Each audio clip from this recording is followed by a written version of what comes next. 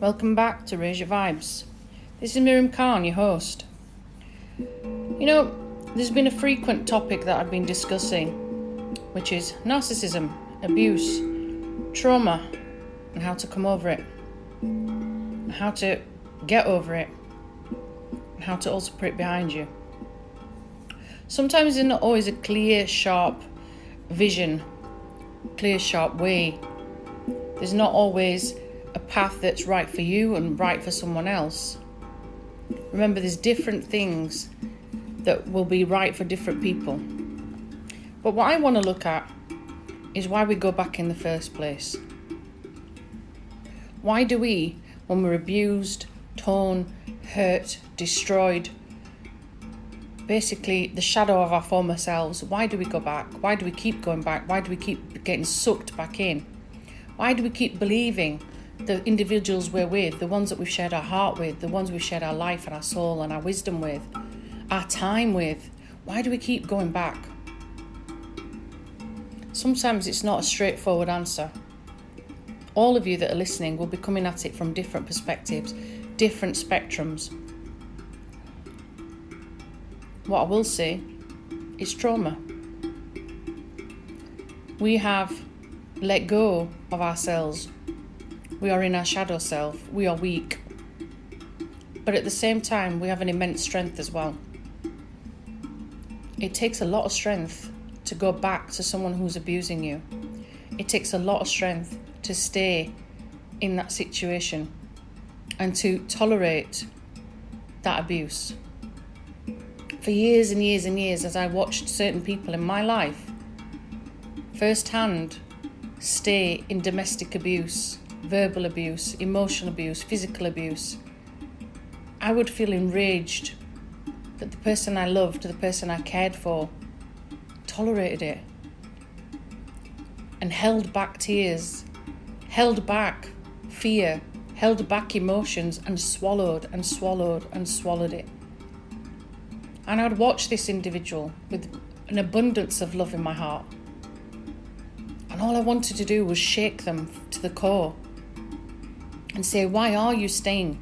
Why are you not leaving? Why? And it's only when I had similar relationships like that in my life that I realised that that individual who I presumed was weak, that individual who I presumed had no power, was actually the most powerful being that I had ever come across in my life. And I actually admire them.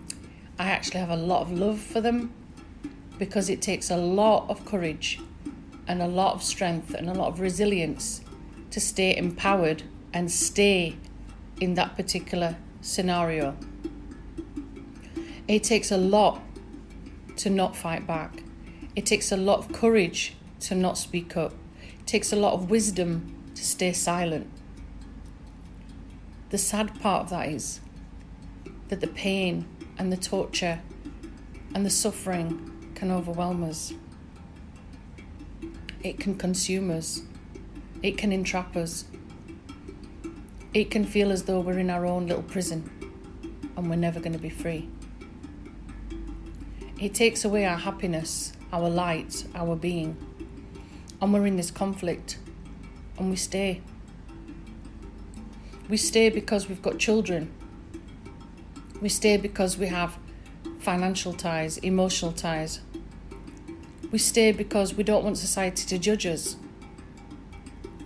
We stay because even though it's 2021, we're shunned if we file for divorce. We're shunned if we speak up and say this is not right. We're shunned and we're ostracised by the people closest to us that are meant to love us with compassion to stay. Sometimes we stay out of fear. I don't mean fear of abuse and I don't mean fear of trauma. From my own personal point of view, when my marriage was falling apart and I was doing everything I could to make it work, it took me the second time of filing for divorce to realise, no, I'm not afraid for my marriage to fail. I was trying ever so hard for it not to fail, for it to work, for it to succeed. And it dawned on me, how can that happen when there's only just me fighting for it? The only person putting power into that marriage, the only person putting love into that marriage, respect, fidelity, trust, forget all the other things, was me. So how can that marriage ever work in harmony and in balance when the other individual sees it just as a piece of paper? I personally had to learn it's okay to fail. It's been a lesson of my life. Failing has been a complete lesson of my life, because if I hadn't failed at things, I wouldn't have been taken into a different path. If I hadn't failed this particular event, I wouldn't have learnt this particular lesson. If I hadn't failed this particular topic, I wouldn't have made changes that I drastically needed in my life, and others needed as well. But I had to be the one that made the path, that made the gateway. And it took me such a long time to learn that journey, that it's okay to lead and let go of fear. Now I'm at a point where, okay, I'm getting divorced. There will be stigmatism from people, family, friends, already had it, already received it. Repeatedly told, you shouldn't do it, you should stay, you should stay, you should stay. And my response has been, I am not staying in a prison of my own making. I'd rather have emancipation and freedom than stay in a toxic environment where I'm not loved, I'm not cherished, I'm not respected.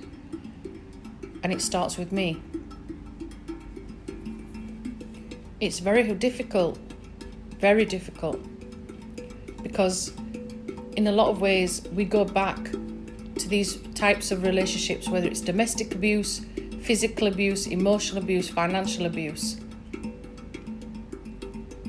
The individual has taken away the core of us. They've knocked us down repeatedly in that boxing ring.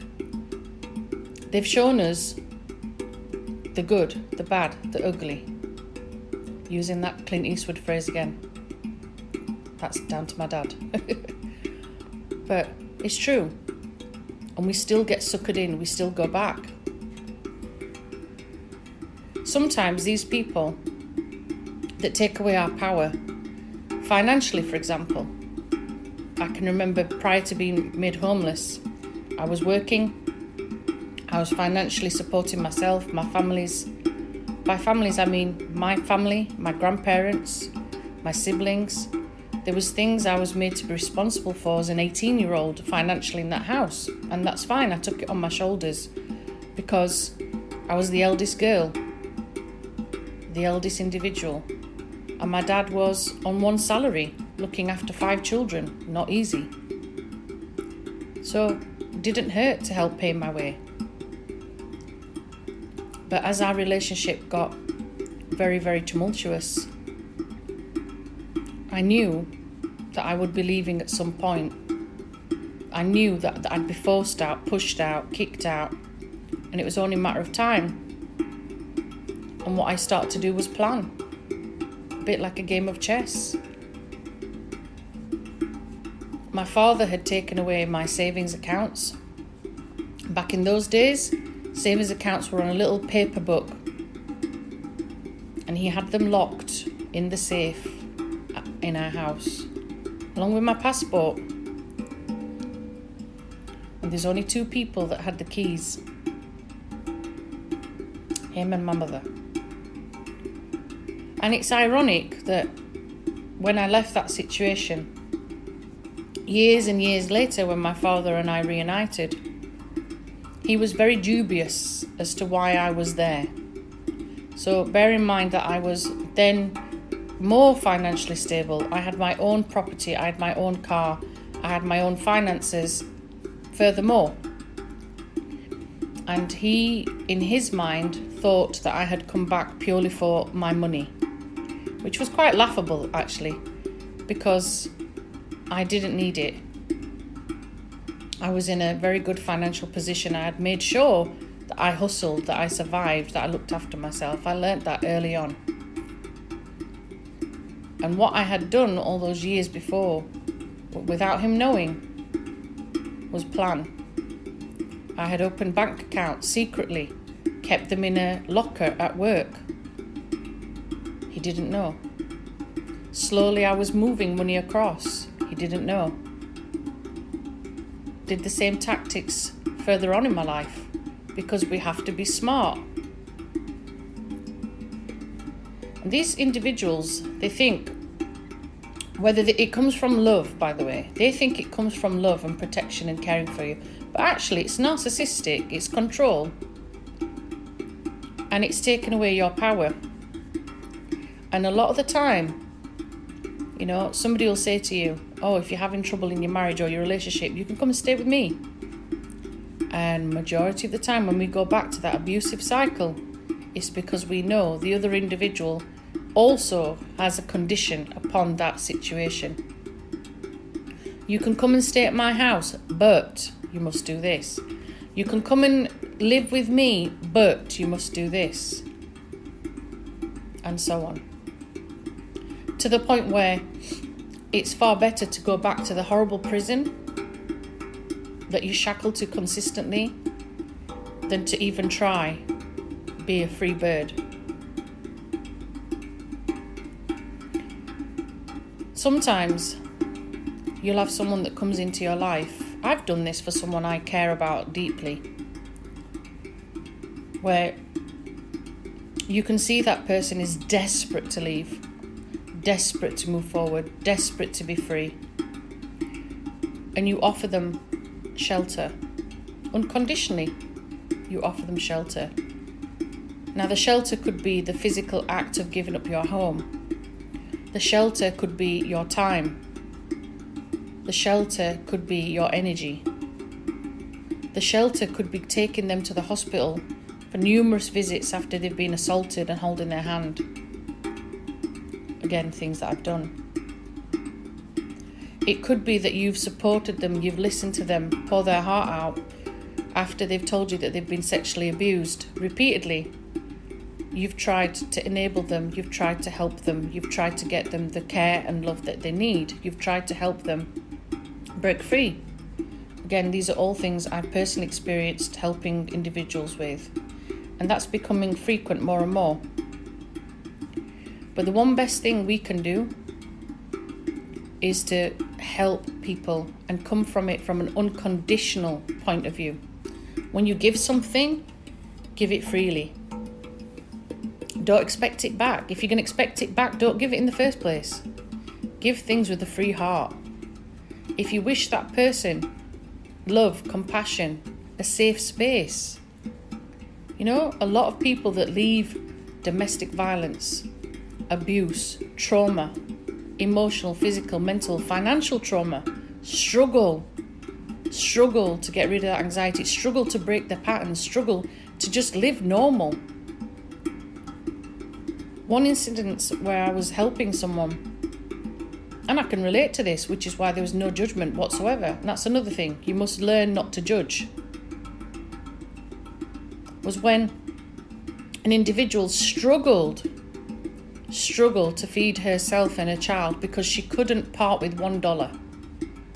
$1.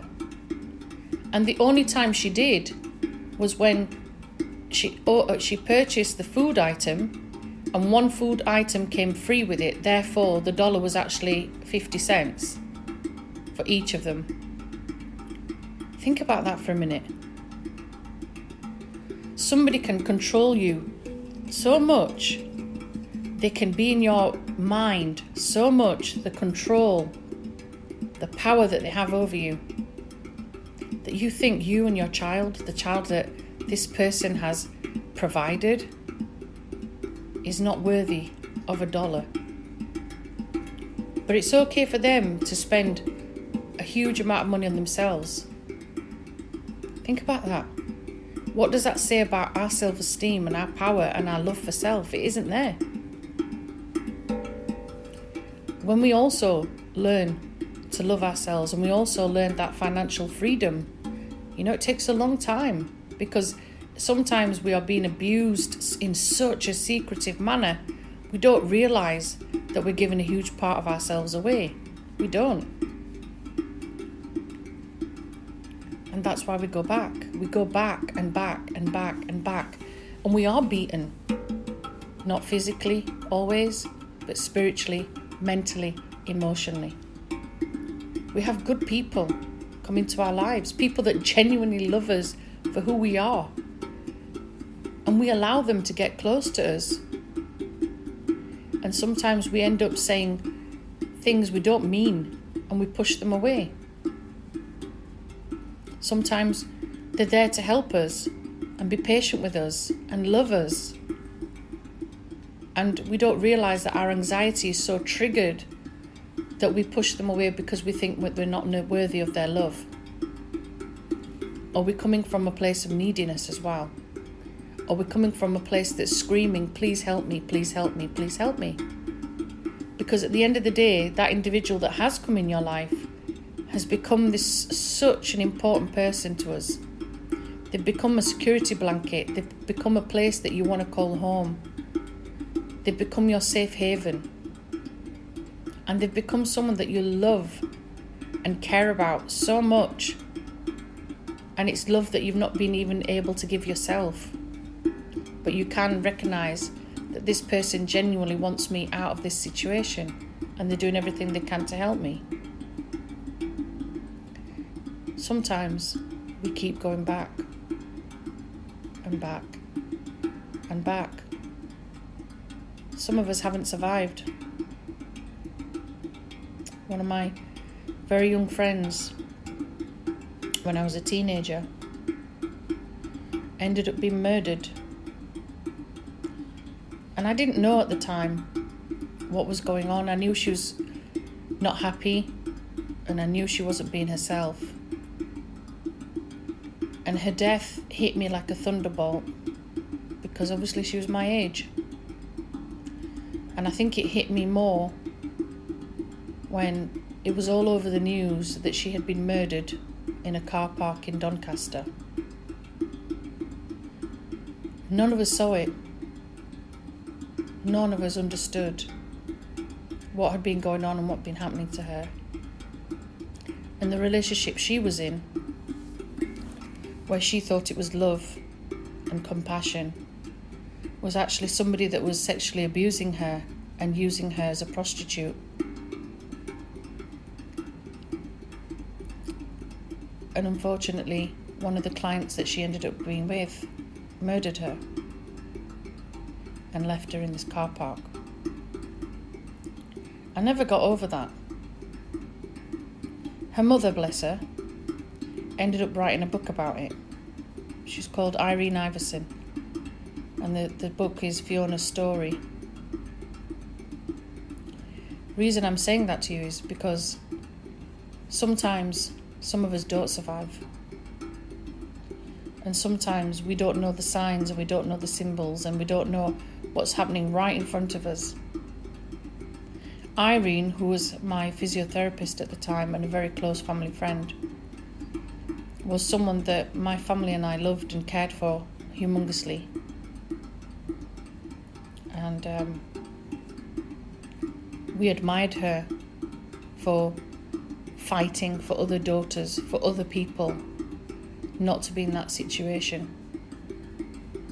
And here we are in 2021, where abuse now is just not just even so vivid, it's recorded, it's watched, it's used as entertainment. Despite the fact that there are laws in some countries, not all, to serve as punishment, some people are never punished. And what's horrible to understand, and I'm coming from a point of view where I had been counselling someone lately with this issue, is that the individual that causes the pain, that causes the fear and the trauma, is walking around free as a bird, no conscience, no understanding that what they've done is morally wrong. Whereas the individual they've traumatised is forever trapped and they can't get out. They keep going over and over and over their pain. They keep going over their trauma. They're trying to break free. They're trying to move forward, but they can't. Trauma does that. Trauma makes you go back.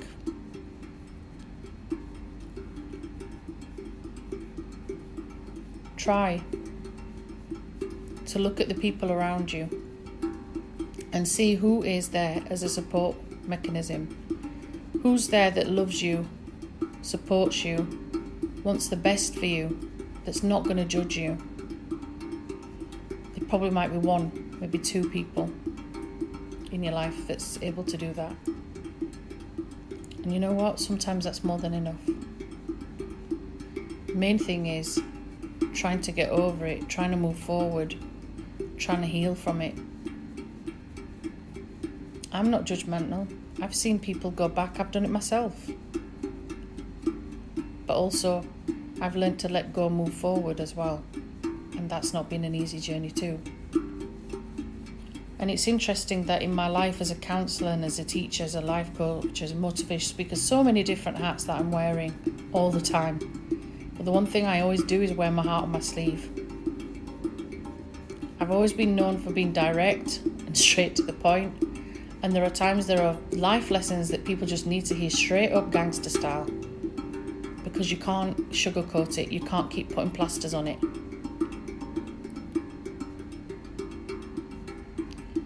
People, unfortunately, are wounded beings. We walk around in pain. We walk around in trauma. We wear it visibly for others to see, and that makes us a target as well.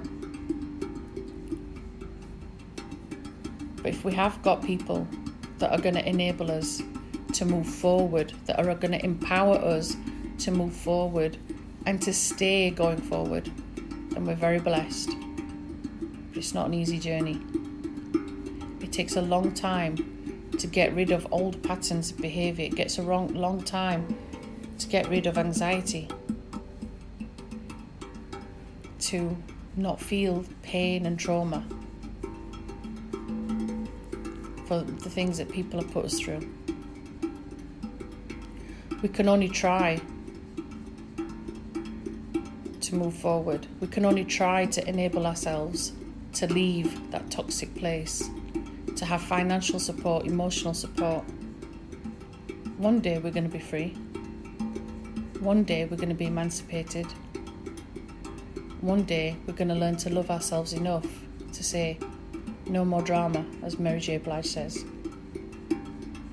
Only then, we're truly free.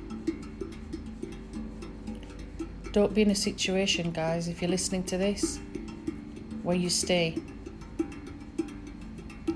And you stay because you think that's your only option. No, there's lots of other options out there. It's about enabling yourself and realising there's other things you can be doing. But also realising that I'm worth much more than this. I'm worth much more than this particular scenario and this particular predicament. And I'm worthy of love of myself. And I respect myself enough to walk forward and move forward. Sometimes it's not always easy to find that support. And sometimes we have to keep moving forward. We have to keep leaving one shelter to another, to another, to another. But we have to do what we have to do to survive. Please pray to whatever it is you believe in, spiritually, religiously. Pray for peace. Pray for love in your heart. Surrender. Surrender and let go of your fears. Let go of the what ifs. And instead, catch the maybes. Maybe if I do this, this is what's going to happen. Wherever you are on your very difficult journey, just know there are people out there that are not going to judge you, that are not going to entrap you, There are people that want you to be free and want you to be enabled and that want you to be your best version of yourself. That's your tribe. That's your soul tribe. Latch on to those people. Move forward with those people. And allow yourself to get out of your cage. Sending blessings. Sending healing. Sending lots of love and hugs. You got this.